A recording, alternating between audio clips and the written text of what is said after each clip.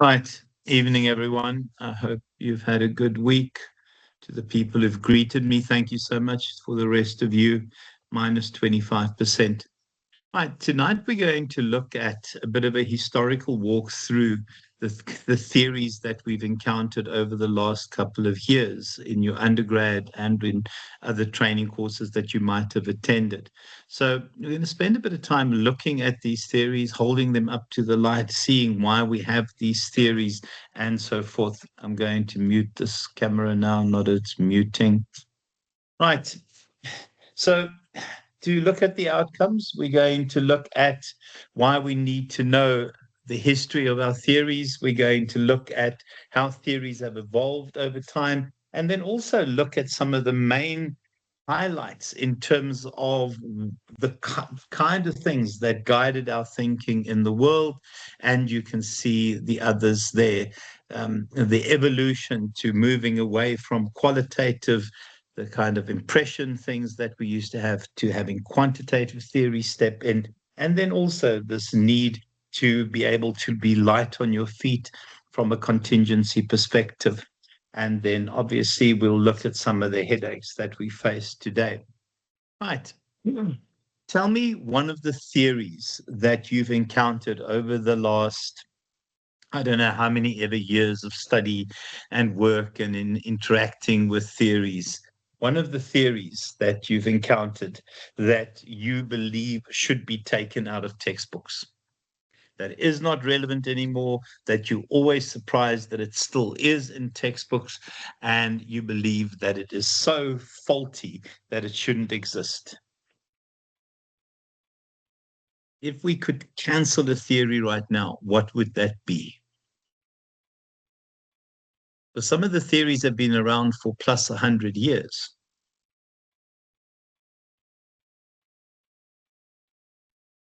Which theories do we need to seriously question in terms of their ability to predict the world?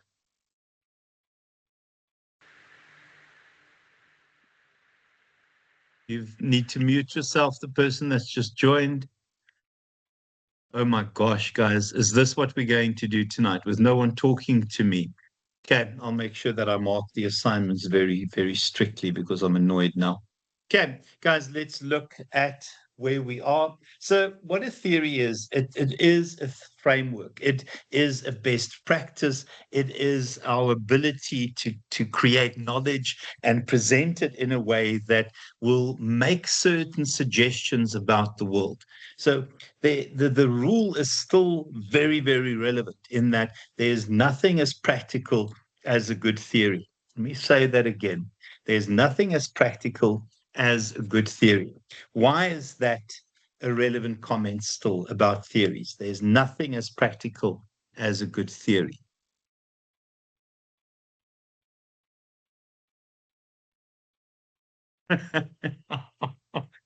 Oh gosh, okay. Please just show me that there's life out there with a thumbs up at least. Okay, let's get through this. So, in terms of where we've come from a management theory perspective, I think the first rule is that these theories, if they are worth their while, will translate into best practices. And those best practices will be found in organizations because essentially they help organizations to be more efficient, help organizations to be allow organizations to be more effective. I think the reality is it's interesting to see how the world is reflected through theories and how the evolution and revolutions that have taken place in the world essentially have been captured in theories and theories that have evolved over time. So the one thing that we have to learn to do is to question theories. We cannot accept theories at face value anymore. And we'll spend a bit of time doing that in second semester when we do HTML. So, in terms of the older theories, and I'm not going to worry too much about it, I think we started formalizing theories here in the 1900s because of a particular event. What was that event early in the 1900s?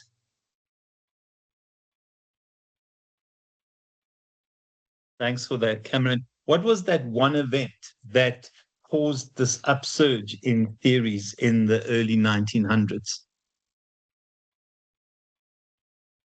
And there's no truth to the rumor that I was actually born then.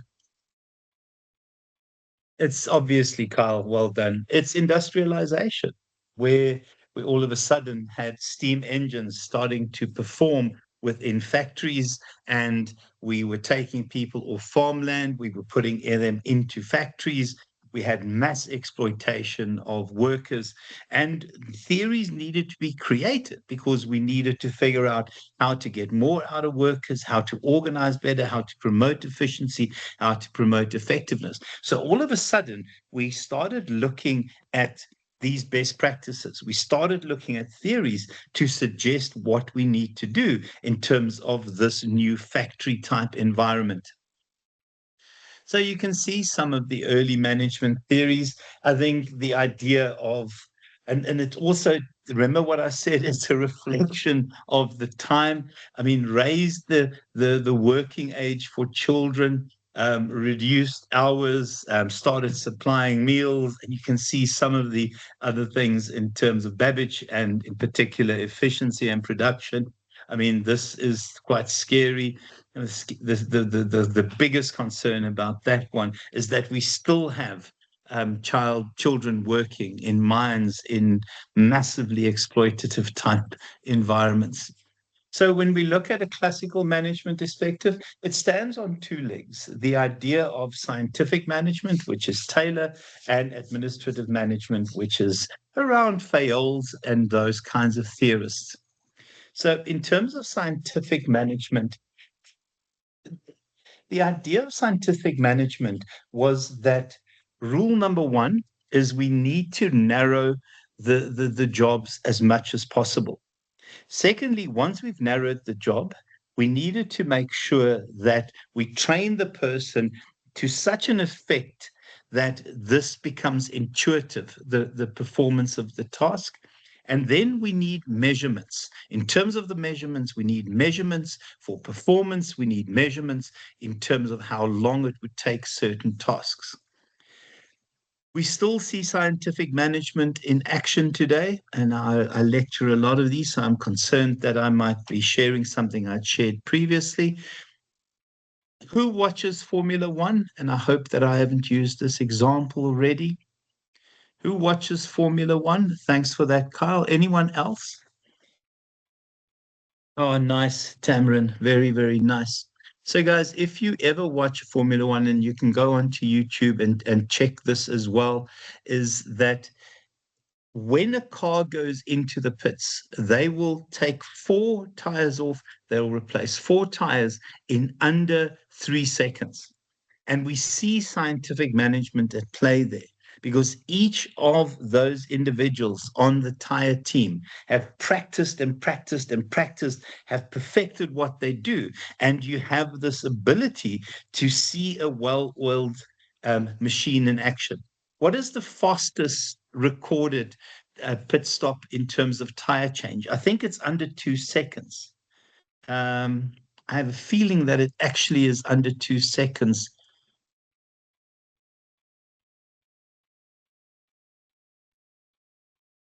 Oh my goodness me.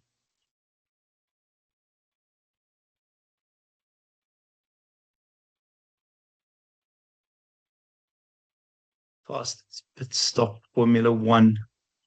Um, Oh, there you go. Carl's got it, but I just chat GBT'd it and it was 1.8 seconds.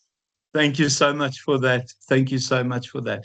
Now, in that 1.8 seconds, oh, thank you guys. You're quicker than I am.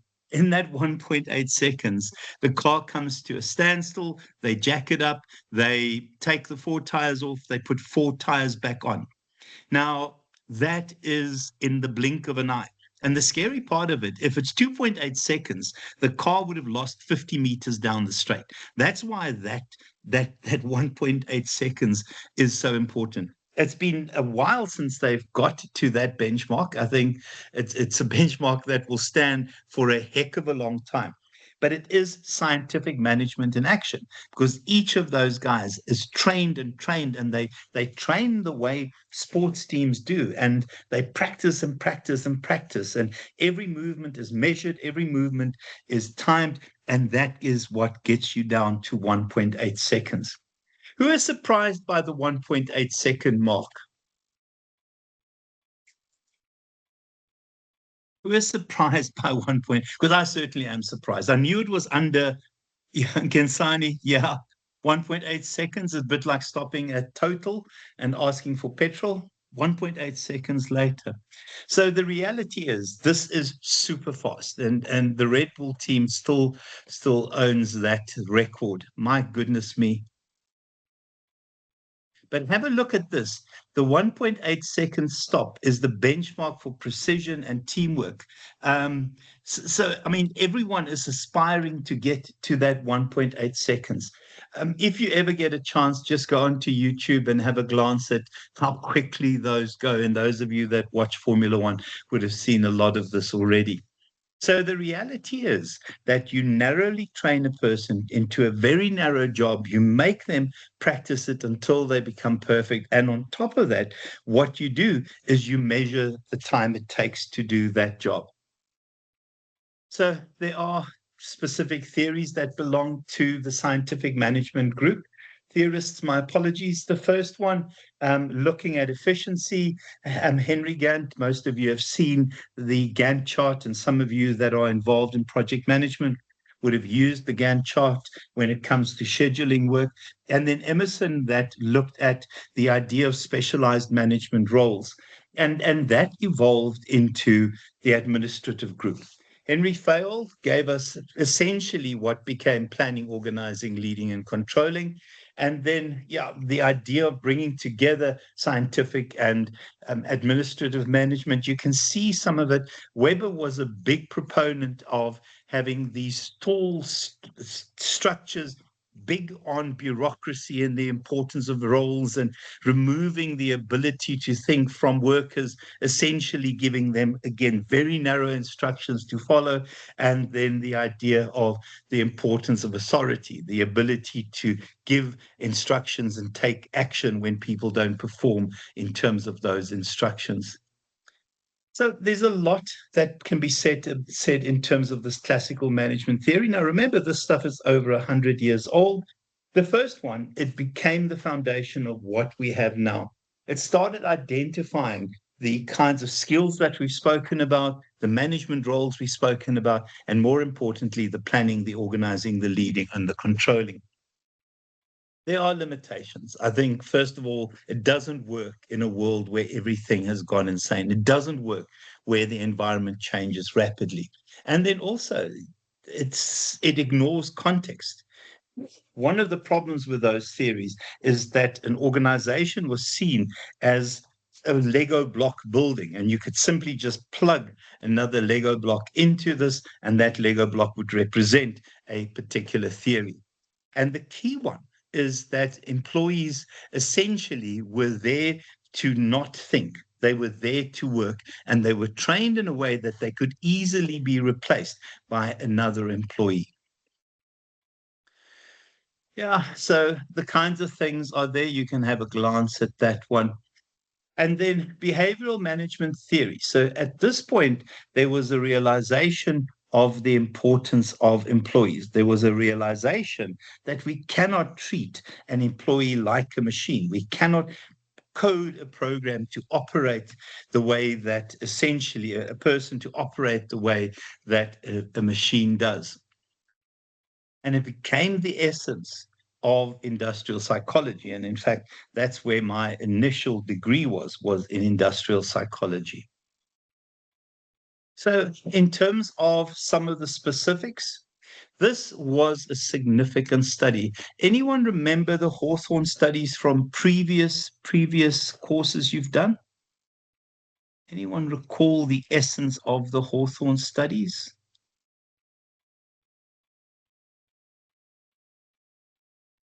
Hey, you should know this. So what Hawthorne did is him and his, no, sorry, what the researchers at Hawthorne did was that they looked at the relationship between illumination and productivity. They believed that if it's too dark, productivity levels would be too low. If it's too bright, productivity levels would be very high. So they manipulated the lighting within which people worked. And what they found is that illumination, lighting, had nothing to do with productivity. And in fact, when the researchers arrived, irrespective of whether it was darker or brighter, productivity levels went up. What they deduced from there was the fact that it was nothing to about the lighting. It is the fact that all of a sudden workers got the impression that people are interested in what we do, are interested in our contribution. So, irrespective of how light or how dark it is, that didn't matter. The interest shown in the workers' welfare essentially was what was behind the improved productivity. Obviously, productivity then leveled off once the workers had got used to the researchers.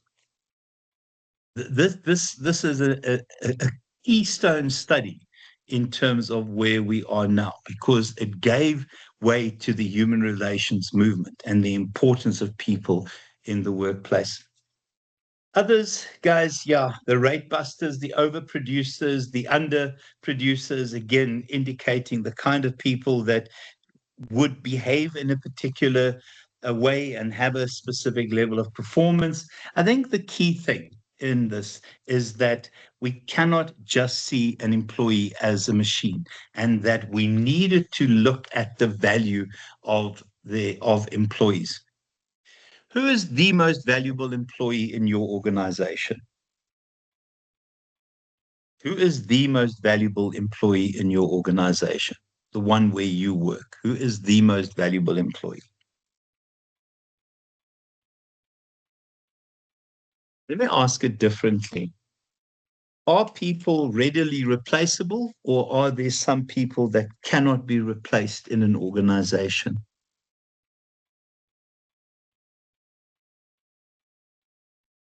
Let's go for it, Tamron. Thank you so much for answering. I think everyone's replaceable. Not that you want to think that at times, but like they say, if you want loyalty, buy a dog. Yeah, At times true. it's a tough one and it's a tough pill to swallow, but essentially, yeah, if you're not in tomorrow, someone else will eventually replace you. There might be a bit of a moment where they have to try and piece the puzzle together, no matter how good you think you are. But I definitely think everyone is replaceable. That's just my opinion. Okay, nice. Thank you. Shirani? I'm just going back to your first question in who do we think is the most valuable? So I think it's everyone, right? Everybody comes through with their own skill sets at different levels, be it the cleaner, the CEO, management, ground staff, and whatever. So yeah, I don't think there is a specific group that's more important than the other. Okay. Yeah. For me, the most important person in the Maritzburg campus where I work is the tea person. I mean, she is just the center of the universe around people meet, and she is absolutely um, nice, Maloko. Nice, Maloko.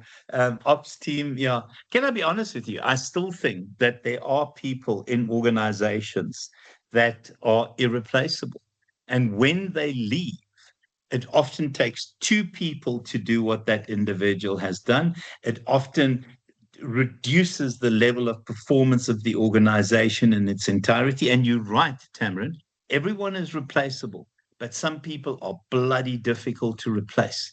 I can think of lecturers at Maritzburg where I work, and these are lecturers that you guys, if you did your undergrad with us, might have encountered. There are some lecturers that no matter what they do, and they've attempted a multitude of times, are completely irreplaceable. Who did their undergrad with us, their BCom with us? Tamron, you did it. Did you ever have Oxford as a lecturer? No, I did mine too long ago, I think. Oh, Yeah, okay. that Okay. was quite a while ago. But I would say, like, for someone for Durban North Campus, it's either a hit or a miss, but Sally Fisher, for me, from what the Oh, and students Sal say, is a rock star. she's the Sal is a person that rock star. stands out. But like you say, she is who she is. If she were to leave, you'd probably take two or three people to try and build up to her standard. But in time, yeah, there comes a stage where someone has to leave eventually, I suppose. And it's just that, I suppose what the other lady said just now as well, with regards to we all kind of fit together as a puzzle. So you're only as strong as your weakest link. Like you say, the tea lady, for me, it would be the receptionist. She's first point of contact when coming onto campus for students. It kind of starts off there for us. Very, very nice. Very nice. Anyone do their undergrad with us online? Okay. No, it is. I mean, we've not been running that long and running these modules that long. For me, people like Althea. Obviously, Althea, do you remember Oxford? Did you have Oxford for accounting?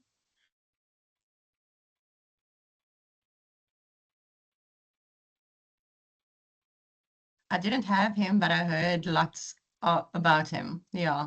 His reputation precedes him. And did you have Cheryl Yeah. for economics? Yes, I had Cheryl. Yeah. She's an absolute rock star. Where do you find Mm, those brains? I mean, Paula. yeah. I mean, I don't know if you had Paula. Oh yeah, yeah. Oh my gosh, I had Paula for a couple of modules. She is like the bomb. Yeah. So And for me, I she is believe some absolutely people are. amazing. I think that Okay. some people are. I believe that some people are irreplaceable. I really believe Yeah. that.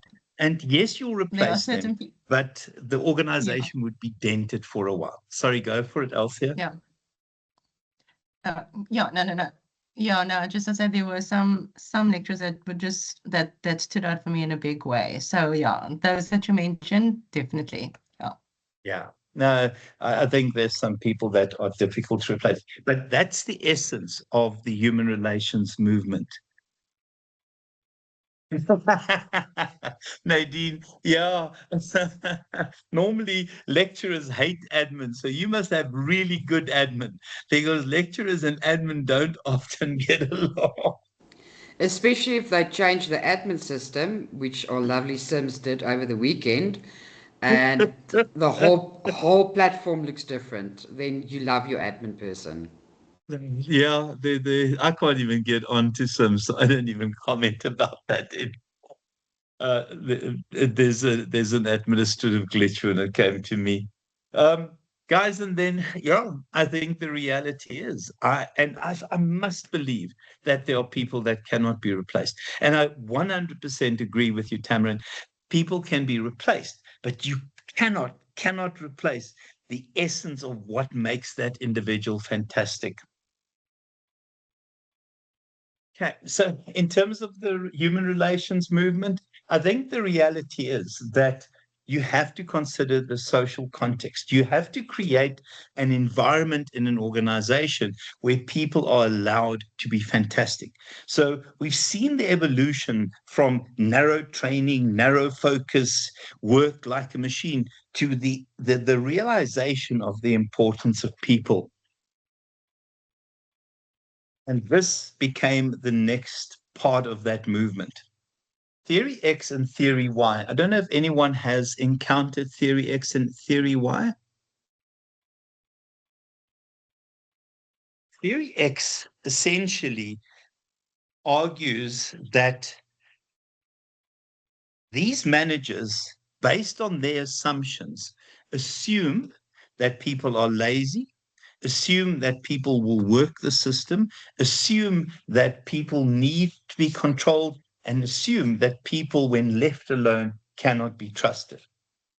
Theory Y assumes that Theory Y managers and leaders assume that people want to be fantastic, people want to make a real difference, that people are creative, and that people can add value to the organization. Now, the scary part is that we shouldn't even be talking about theory X in this day and age. Surely, we now know the importance of people. Has anyone ever worked for a theory X manager? Because your life is hell. The assumption is that you are dumb and need to be watched because you will want to work the system. Anyone here consider themselves a theory X manager? It's about micromanagement. It is policing with a baseball bat because we trust no one. We trust that people will work the system. If you work for a theory Y manager, your life is a lot better because the assumption is that you want to be fantastic and the environment should be for that. What is that like, Gaia 3? Oh, we were always wrong. We had to prove ourselves right every time we do something. Oh That was dear, bad. yeah. And how was morale in the organization or in the office? No, you can understand how it is. It's not at all good. Yeah, no, I think that's awful. And we dream of working for Theory Y. I think Yeah. those of you that knows the movie My Fair Lady, I'm now pushing my luck a little bit. If you want to quickly search this, it's the Pygmalion effect. If somebody can quickly search Pygmalion effect and post the answer in the chat, the Pygmalion effect. So it's the self-fulfilling prophecy.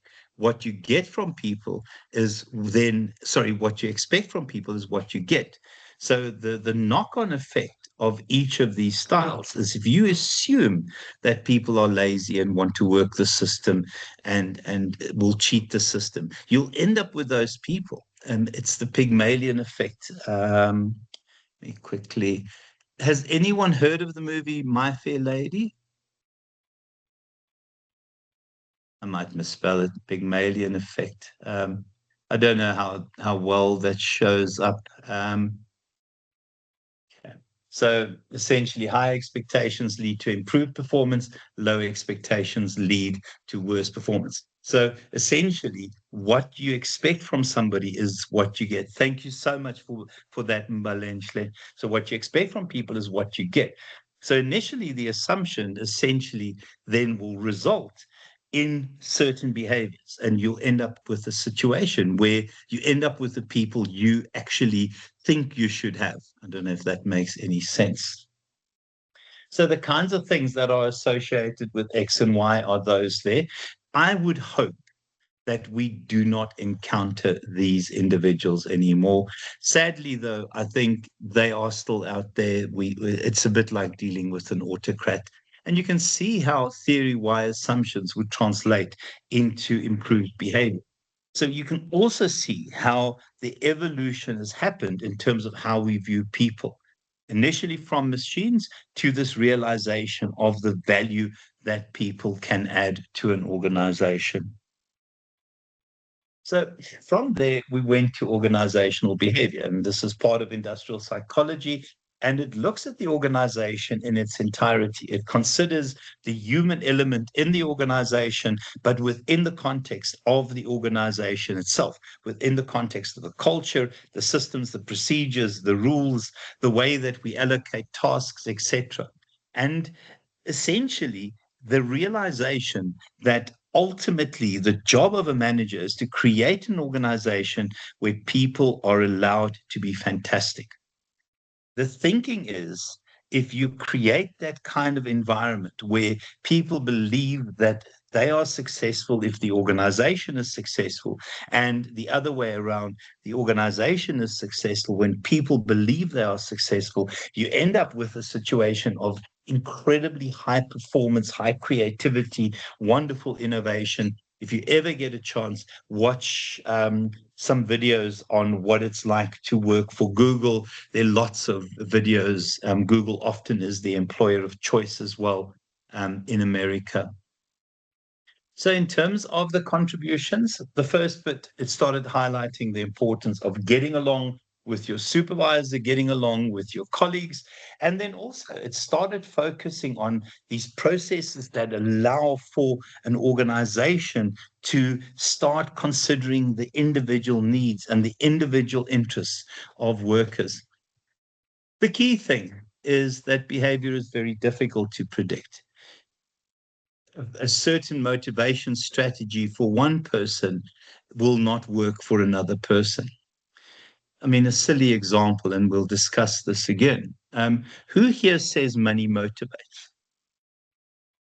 Who says money motivates? Dudu, nice. Money motivates. Balensle, money motivates. Tamron, money motivates. Who says money doesn't motivate? Okay, nice. Mninwa. Mninwawa, sorry. Who's not sure? You see, I come from a school that believes money doesn't motivate. Go for it, Tamron. I think it's a bit of a hard one.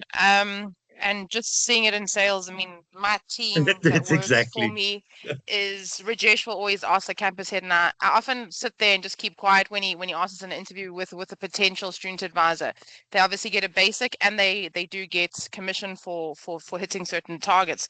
But he'll always say to the person, "What are you driven by? Job satisfaction or money?" And a lot of people, I think, try and think that they know what the correct answer is, and they'll say, "Oh, job satisfaction," because they think, "Oh, well, if they say money, then maybe it's not what he wants to hear." Where I'm on the other end saying, I want them to be money hungry to a certain extent because that's going to drive them to hit their targets. So it's very much a catch-22 when you're sitting on the fence.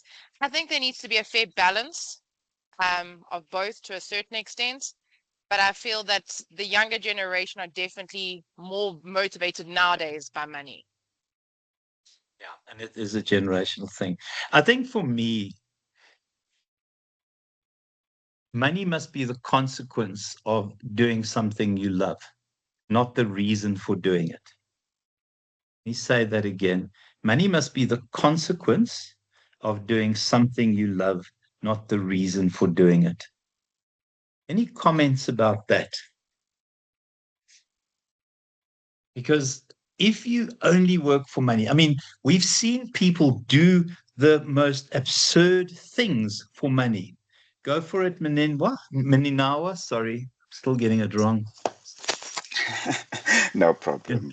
But for me, I think the word that carried me when I studied sports science, and everyone thought that, oh, you're just going to be a glorified gym instructor.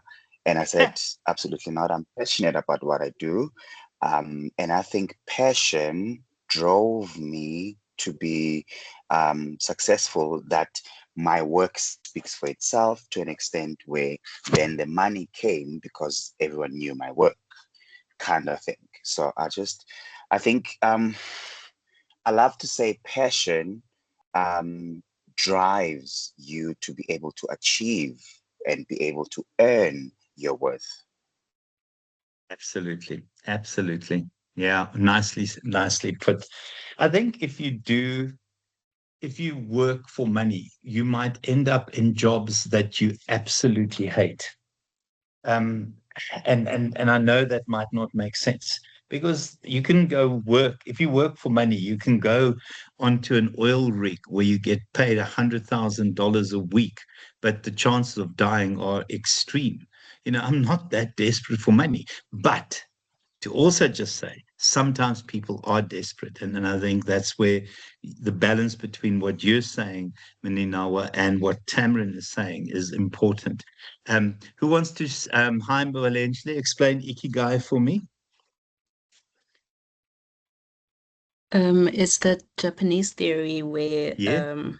you have to get to the middle where you are doing something that you love that can make you money, that also improves society, etc. Yeah, that's it. Nicely done. Nicely put. So the reality is, just in terms of that discussion, some people are driven by money. Let's be honest. And Tamron, the way you guys essentially incentivize, it's insane not to be driven by money and go and do what you guys do. The problem is that it could also result in unethical behavior, etc. So there's no clear-cut thing, but some people will agree with me, other people won't. And I think that's the key thing in terms of predicting behavior. And then also, I think managers sometimes don't trust these concepts because it might not fit the manager's own point of view. So when we bring best practices to a class like this, the best practices are great in theory, but people, if it doesn't fit with your own value system, will never ever use it. And then also, I think the key thing is that, research is so complicated, and sometimes researchers themselves present information in such a way that it sounds important and highfalutin that the average person doesn't understand it. I mean, if you read any quantitative research, my goodness me, it's complicated to understand. Okay, and then a nice summary of that. Then the quantitative perspective, guys. Essentially, here it's about maths, it's about science, it's about statistics, it's about measurement, etc. So my oldest son works in artificial intelligence, and he is a mathematician. So he studied math, and I mean, he has a math brain that scares so many people. I mean, this is a kid that got 4 pure math honors. Now, pure math is theory, the theory of math. Pure math honors, including a dissertation. He got a 97% average for that. So this is a kid that has a math brain. My son will argue that you can reduce absolutely everything to numbers and stats, including human behavior. So the people who belong to this movement is all about maths and numbers and stats and measurement. And I think the world is too complicated to have an argument that you can reduce everything to maths. But my son will obviously show you proofs to support that. So we've had management science and in terms of mathematical models, and we've seen tons of these mathematical models that show the relationships between things. We use it to predict certain behaviors in organizations. And I think the key thing is this is about efficiency. It's about measurement, it's about feedback, and it's about constantly striving for perfection and doing it properly, cheaply. So in terms of quantitative management, I think lots of these decision-making techniques, the one, if you ever get a chance, go and look at Kepner-Trigo. Kepner-Trigo is a decision-taking technique that essentially removes bias from the decision and will give you mathematical alternatives and give you suggestions based around numbers and stats, whether a decision will work or not. And it also allows you to start putting together complex processes. So, the one thing my son does in AI is they'll work on data points. These data points essentially assist in decision making. Now, the average person can maybe pay attention to 20 data points at the time, where they look at hundreds and hundreds of millions of data points. Those data points then summarize into mathematical models that will tell you exactly that by doing this, this will happen. And remember, the AI does a lot of the calculations and suggestions. Very difficult to predict human behavior, despite what my son says. And I also think that, you cannot only focus on numbers and stats. There is the individual experience. There's the personal touch that is important. And also, these are based on assumptions, and sometimes those assumptions are inaccurate. Now, to also just say, this changes completely because AI will make your quantitative methods a lot more accurate. Right, so let's look at some of these. So the systems theory, we did discuss this when we did the assignment prep. So a system is a set of interrelated elements functioning as a whole. Remember, we as organizations operate within an open system, and that open system essentially will have some influence in terms of how we take decisions. The actions we take will impact the kind of direction that we take. We don't really have closed systems anymore, guys. Those things don't exist. And then subsystems essentially are within other systems. So I think the reality is if we look here at the systems theory, and we've done this already in the assignment, but if we look right now, this system in terms of inputs is the most confusing state of being for any organization in a multitude of years. The Trump effect, the Strait of Hormuz, the energy crisis, the economic crisis that has followed, the lack of information, the amount of mis and disinformation. I think we are running a risk that systems are going to start collapsing. We will get to the point where it's become so complicated that organizations are not going to cope with the insanity that is the world. Transformation is obviously where we build our things and then that converts to outputs. The reality is we see entropy often. The example we looked at earlier, the Red Bull racing team and their 1.8 second pit stop, 1.82 second pit stop, they went through entropy. At some point, they were unbeatable and they just collapsed in on themselves. Last year, McLaren was unbeatable. And I think McLaren has had a moment of entropy because they've not adjusted to the new rules. And also, I think Formula One itself is at risk of going into entropy. The guys who watch Formula One, do you think there's a risk that Formula One is going to not be right for a long time because of the rule changes? Because I think we are verging on entropy in the system. Okay. And then synergy, guys, obviously the whole being greater than the sum of its parts. The contingency perspective has very, very basic elements to it.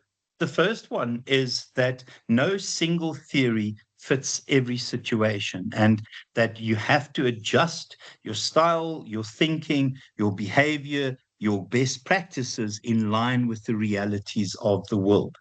So when we think of the world right now and how insane the world is, I think a lot of people are grasping at straws in terms of what do we do next? How do we maneuver out of this situation? And people are constantly updating and changing their intentions in terms of their business. What happens if we go into a crisis where we have economic collapse? What do organizations do? Does it mirror what had happened during COVID, etc.? So the essence of the contingency perspective is that the way you behave, the theory that you use, the kinds of actions you take will depend on the situation. So you will constantly update and rethink your approach. And organizations that are incredibly light on their feet are the ones that survive. And those are often referred to black swans. And I think we've discussed the idea of black swans in here already. But companies who get the contingencies right essentially will become the black swans, will survive the insanity that is the world. So if we pull all of those together, you can start seeing the kinds of pictures that bring us where we are now. You know, the systems perspective, the links between things and the risk of entropy, the contingency perspective in terms of changing your decisions and your styles and your behaviors depending on the situation. What we've learned in terms of the classical experience, we still plan, we still organize, we still lead, we still control. We understand the value of people and individual behavior and recognizing the contribution of individuals. And also, we start using these quantitative techniques because AI allows us to quantify certain things in terms of our decision making. And all of that gives us a chance to get organizations that work. And you can see the evolution there, guys. In terms of the contemporary applied perspectives, our theory Z, this idea of in search of excellence, the idea of being beyond close to the customer and the importance of customer. Peter Senge, if you ever get a chance, it's called The Fifth Discipline. It is about the learning organization. The arguing in terms of the learning organization is that organizations that survive are those that learn, are those where people upskill and reskill themselves. Guys, quickly just remind me what Theory Z is. I've completely forgotten. Can somebody quickly share Theory Z for me? I should know what it is. I can't remember now. Okay. Yeah, and it's an interesting one. If you've seen any of the Dilbert cartoons, people have started taking notice of Dilbert cartoons because Dilbert depicts the worst of the worst in terms of organizations. Anyone find Theory Z? I should know it. Sorry, guys. Useless lecturer. Bugger. Yeah.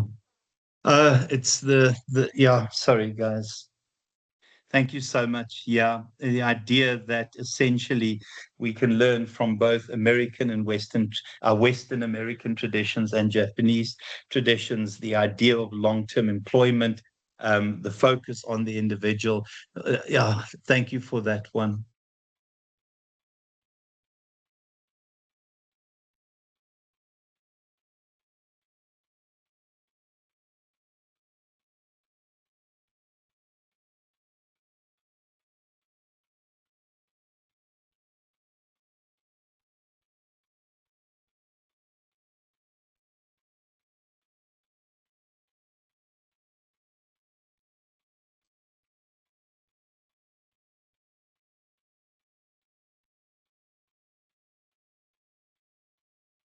So I just kicked myself out of the meeting. It's because I couldn't remember what Theory Z is, and I'm all embarrassed now. If you believe that, you'll believe anything. Oh my goodness me, guys. Um, oh yes, it is the opposite of that. Thanks, Overgang. I also think, guys, in terms of what we face as a challenge now, yeah, the unpredictable economy, limiting growth. Honestly, I am concerned that we are heading for a worldwide recession. Fuel prices are going to jump through the roof. I believe that petrol might jump about 5 Rand at the end of this month. There are real concerns in terms of what is happening in the world. I also think we need to understand globalization and also anti-globalization movements, where some countries have started to isolate themselves from the rest of the world and become insular. The importance of ethics and the fact that we have this crisis of ethics in the world now, and that the lack of ethics is now almost boasted about amongst people. The fact that we have insider trading just before Trump makes a positive announcement, people buy shares like crazy, and there's a spike in demand. I mean, there is clear insider trading and the complete lack of ethics. And yeah, mistakes happen, guys. And then also the idea of quality and the importance of quality and the focus of quality. I mean, people have comparative websites where they'll check blogs and assessments of certain items, and the service economy and beyond. This idea that we are now at the knowledge economy. Yeah, and the impact of social media. I think we cannot underestimate the impact of social media. Some of you might be aware that several countries are now limiting access to social media to children under 15. So essentially, only from 16 are you allowed to access social media. So lots of concerns about social media, and also the platforms that get used to mislead and lie and share mis and disinformation. Guys, that's what I have for tonight. Anything from your side? Any questions? Any comments? Oh, I didn't reshare. I just realized that. The next time I forget a theory, I'm just buggering off out of the class. That's the decision.